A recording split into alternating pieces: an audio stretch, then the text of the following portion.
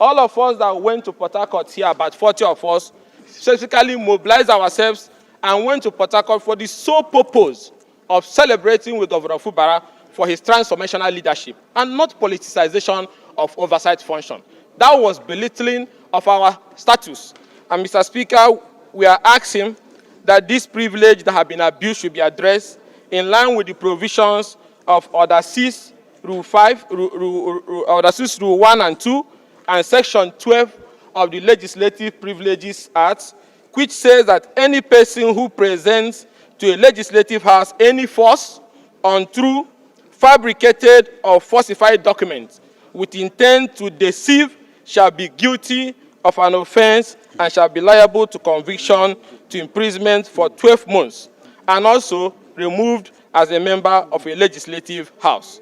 Mr. Speaker, I so move that we went to Port Harcourt on oversight function as members of Local Content Committee. Mr. Speaker, if you go to page 38 of the directory, the membership of Local Content Committee, we are not members of Local Content Committee. And Mr. Speaker, we did not go to any oversight function, not to talk of politicizing oversight function. Mr. Speaker, a group of like minds on our own, Mr. Speaker, not on behalf of the House, went on a Thanksgiving service in Port Harcourt to celebrate Governor Fubara's 1 year of transformational leadership. Mr. Speaker, and that was also published in all the newspapers, including the newspaper cited by my colleague when he raised the point of order.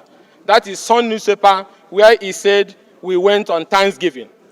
Mr. Speaker, he deliberately and maliciously spread falsehood on the floor of this parliament when he said we went for oversight function, thereby committing contempt of parliament and misleading this parliament.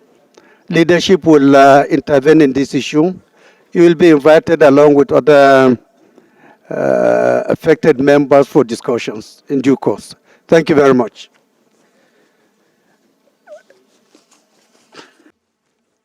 Mr. Speaker, sometimes early this week, I came across publication specifically on the 3rd of this month in the Sun newspaper and other national dailies, alleging that some members of the House of Representatives, irrespective of political parties, have paid a solidarity visit to the governor, to the executive governor of Rivers State in Rivers State, Governor Fubara, numbering about, one of the publications say 50, another publication say 40. Mr. Speaker, it created an insinuation that not only my privilege, but the privilege of the members of the House were breached to an extent that they are thinking we are political. In the true sense of the word, Mr. Speaker, Committee on Local Content, led by Honorable Buma, were on oversight function to Rivers State, and they paid a visit to greet the governor. Unfortunately, it was alleged in the publication, not established, but I read it, that one of our colleagues have issued a press statement alleging that the delegation was in Rivers State Government House for solidarity visit with the governor. It is good to pay solidarity visit, but not a visit that members could be misrepresented. Is Honorable Ikenga. So I urge the House, Mr. Speaker, to find out this publication and equally interact with Honorable Ikenga in determining whether there was a delegation of 40 or 50 members of the House to pay a solidarity to, so that we will not be politically misrepresented. We have a committee on ethics and privileges. They can't do that and report back maybe within 3 or 4 weeks for us to know the authenticity of the statement issued to the press as well as the visit to the governor. Thank you, Mr. Speaker. Point of order, Mr. Speaker. Point of order, Mr. Speaker. privilege. It's well listed there.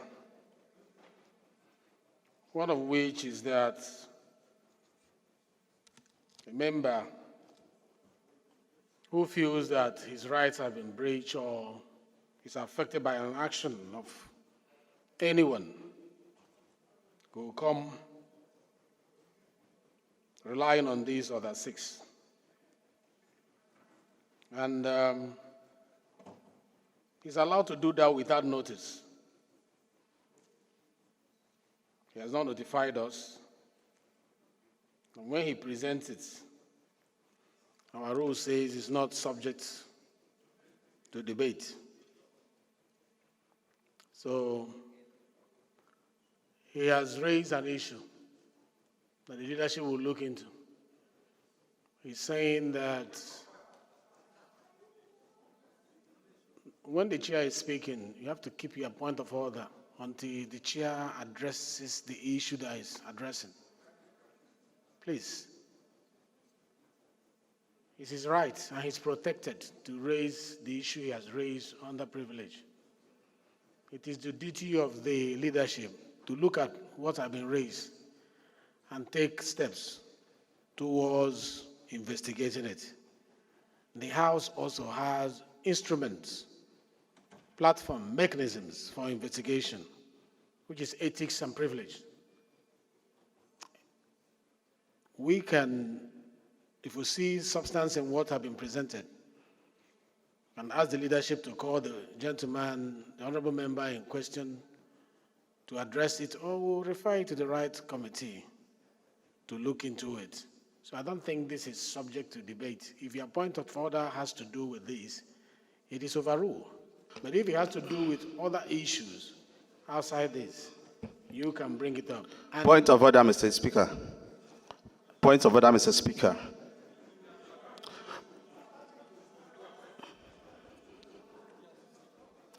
He has ruled.